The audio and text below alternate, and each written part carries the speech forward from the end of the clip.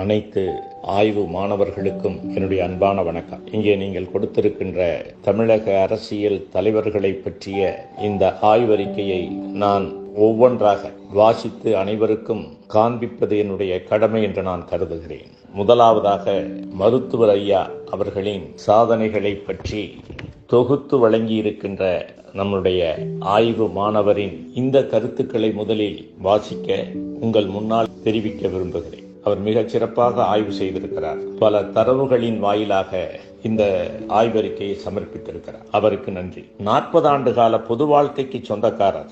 அரசியலிலோ அரசு நிர்வாகத்திலோ எந்த பதவியையும் அனுபவிக்க மாட்டேன், சட்டமன்றத்திலோ நாடாளுமன்றத்திலோ எனது கால்கள் படாது என்று அறிவித்து அதில் உறுதியாக இருப்பவர். 6 மத்திய அமைச்சர்கள், 18 நாடாளுமன்ற உறுப்பினர்கள், 50க்கும் அதிகமான சட்டப்பேரவை உறுப்பினர்களை உருவாக்கினாலும் மகாத்மா காந்தி, ஜெயபிரகாஷ் நாராயண் ஆகியோரை போன்று எந்த பதவியும் அனுபவிக்காத அரசியல் துறவி, சமூக நீதி போராளி.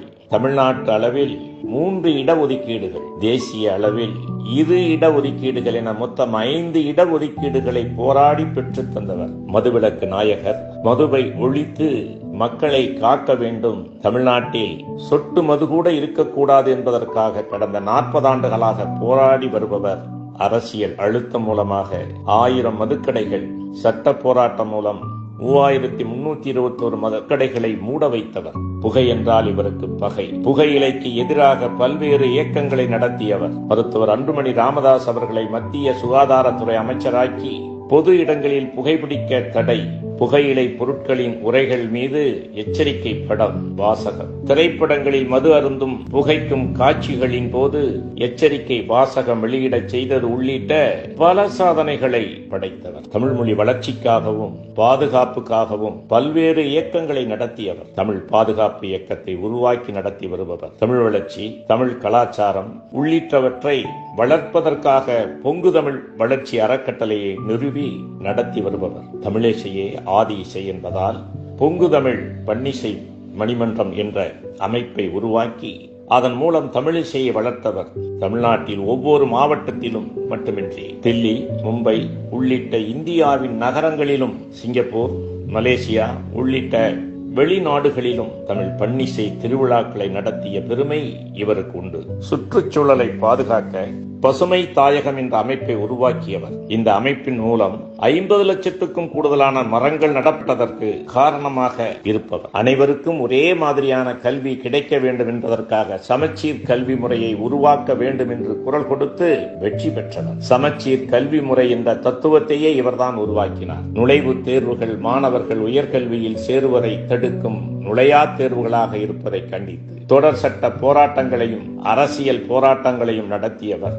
மருத்துவம் மற்றும் பொறியியல் படிப்புகளுக்கான நுழைவுத் தேர்வுகள் ரத்து செய்யப்படுவதற்கு காரணமாக இருந்தவர். தமிழ்நாட்டு மாணவர்களை அச்சுறுத்தி வந்த 5 மற்றும் 8ஆம் வகுப்பு பொதுத் தேர்வு முடிவுகளை ரத்து செய்ய வைத்தவர். 13,000 குடும்பங்களின் குலதெய்வம். சென்னைக்கு அருகில் 2 துணை நகரங்களை அமைப்பதற்காக 30,000 ஏக்கருக்கும் கூடுதலான நிலங்களை கையகப்படுத்தி 13,000 குடும்பங்களை ஆதரவற்றவர்களாக்கும் முயற்சியை முறியடித்தவர். சிறப்பு பொருளாதார மண்டலங்கள் என்ற பெயரில் பன்னாட்டு நிறுவனங்களுக்காக நிலங்கள் தாரை வார்க்கப்படவிருந்த நிலையில் அதற்கு எதிராக போராடி வேளாண் விளைநிலங்களை பாதுகாத்தவர். காவிரி பாசன மாவட்டங்கள் பாதுகாக்கப்பட வேளாண் மண்டலமாக அறிவிக்கப்பட காரணமாக இருந்தவர். ஹைட்ரோ கார்பன் திட்டங்கள், பெட்ரோலிய முதலீட்டு மண்டல திட்டங்கள் ஆகியவற்றிலிருந்து விவசாயிகளை காத்தவர். தமிழ்நாட்டில் ஏழை எளிய மக்களை சூறையாடிய லாட்டரி சீட்டுகள் தடை செய்யப்படுவதற்கு முக்கிய காரணமாக இருந்தவர். இப்போதும் ஆன்லைன் சூதாட்டத்திற்கு எதிராக தொடர்ந்து குரல் கொடுத்து வருபவர். தமிழ்நாட்டில்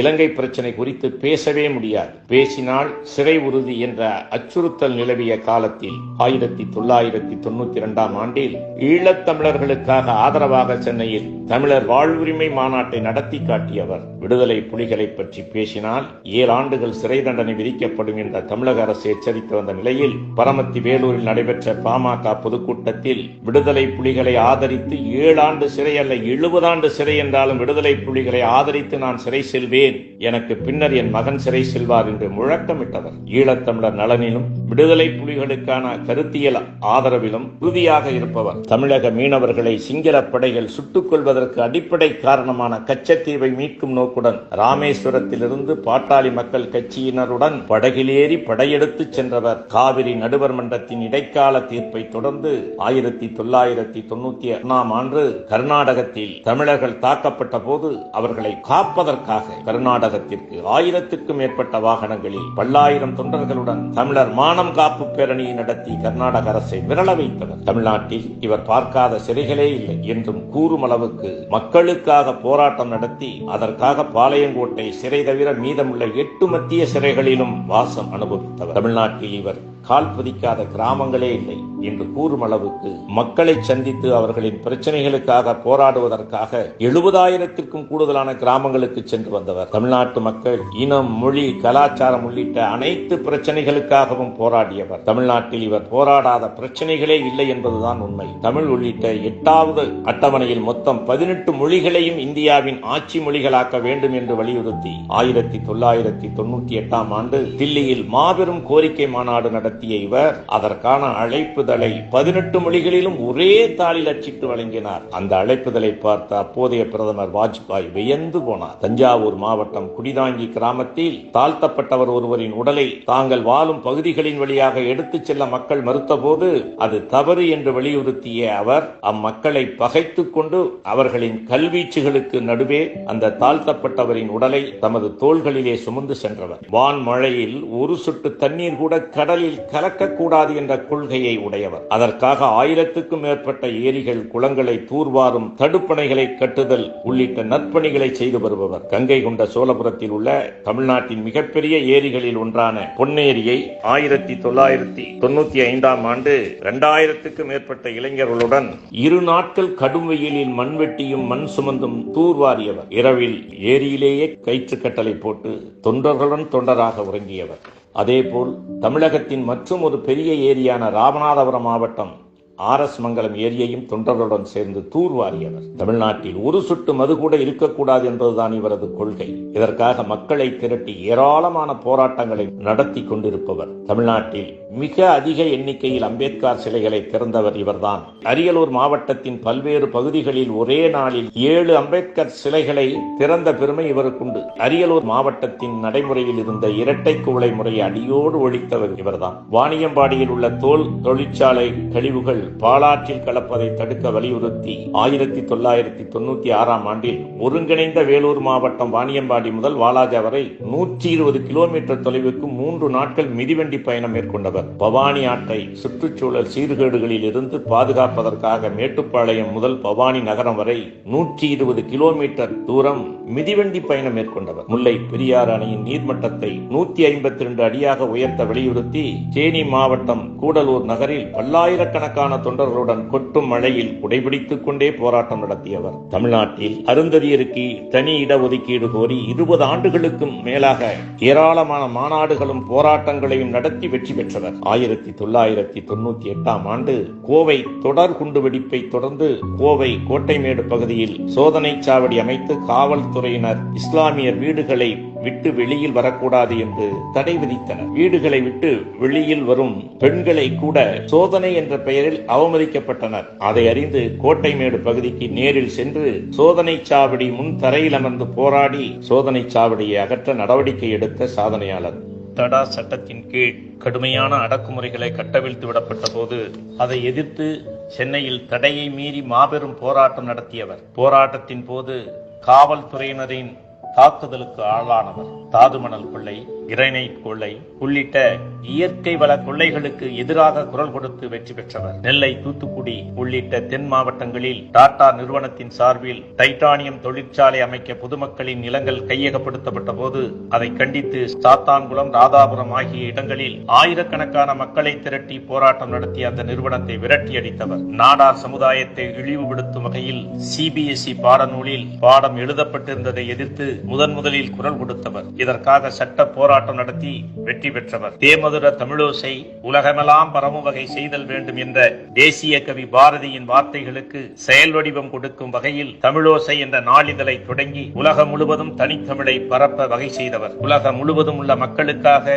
மக்கள் தொலைக்காட்சி தொடங்கி உலக தமிழர்களின் மகத்தான வரவேற்பை பெற்றதுடன் தமிழினம், கலை, கலாச்சாரம், பண்பாடு ஆகியவற்றின் வளர்ச்சிக்காக தொடர்ந்து பாடுபட்டு வருபவர். தமிழ்நாட்டில் தனியார் துறை வேலைவாய்ப்புகள் தமிழர்களுக்கு மட்டும்தான் வழங்கப்பட வேண்டும் என்ற குரலை 22 ஆண்டுகளுக்கு முன்பே ஒழித்தவர். 1998 ஆண்டு போர்டு கார் நிறுவனத்தின் முன் 10,000 பேரை திரட்டி இவர் நடத்திய போராட்டத்தை தமிழகமே வியந்து பார்த்தது. சிறு வணிகர்களின் நலன்களை பாதுகாக்க வலியுறுத்தி பன்னாட்டு சூப்பர் மார்க்கெட்டுகள் முன் மிகப்பெரிய அளவில் போராட்டங்களை நடத்தியவர். ஆளுமை திறன், தலைமை பண்பு உள்ளிட்ட நல்ல அரசியலுக்கு தேவையான திறன்களை இளைஞர்கள் வளர்த்துக் கொள்வதற்கான பயிற்சிகளை வழங்க இந்தியாவிலேயே முதன்முறையாக 2002 ஆண்டில் அரசியல் பயிலரங்கத்தை தொடங்கியவர். அந்த பயிலரங்கம் மூலமாக 14,000க்கும் மேற்பட்டோருக்கு பயிற்சிகள் அளிக்கப்பட்டு சான்றிதழ்கள் வழங்கப்பட்டுள்ளன. பொது வாழ்க்கையில் வருகின்ற இளைஞர்கள் பன்முகத்தன்மையுடைய ஆளுமைகளாக இருக்க வேண்டும் என்ற ஒரே அக்கறை கொண்ட ஒரு அரசியல் தலைவராக, ஒரு சமூக அக்கறையாளராக,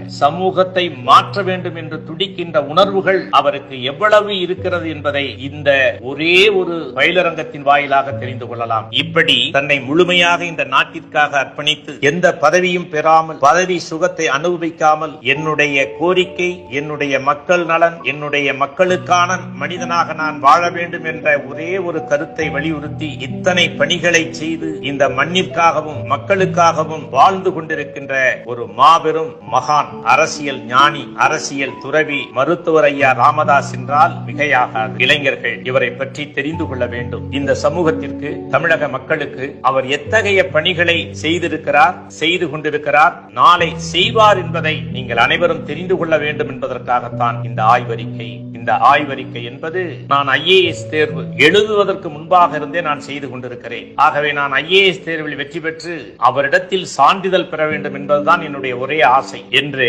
நேர்முக தேர்வுக்கு செல்ல இருக்கிற நம்முடைய IAS மாணவர் பன்னீர்செல்வம் இதை என்னிடத்தில் சொன்ன பொழுது எனக்கு அப்படி ஒரு மகிழ்ச்சி. எந்த அளவிற்கு அவர் உணர்வு பூர்வமாக, உணர்ச்சியுடன் ஐயாவை நேசிக்கிறார் என்பதை நான் தெரிந்து கொண்டேன். ஆகவே இந்த நான் இங்கே வாசித்த அனைத்து கட்டுரைகளையும் இப்பொழுது மதிப்பெண் போடுகின்ற பணி நடைபெறுகிறது. இந்த மதிப்பெண் போட்டதற்கு பிறகு யாருக்கு பரிசு என்பதை நான் சொல்ல இருக்கிறேன், பரிசு வழங்க இருக்கிறேன். ஆகவே இப்படிப்பட்ட ஒரு அரிய சந்தர்ப்பத்தில் இப்படி அரசியல் தலைவர்களை பற்றி ஆய்வு செய்து கட்டுரை எழுதியிருக்கின்ற பன்னீர்செல்வத்தை மீண்டும் ஒருமுறை பாராட்டி வாழ்த்துகிறேன். வணக்கம்.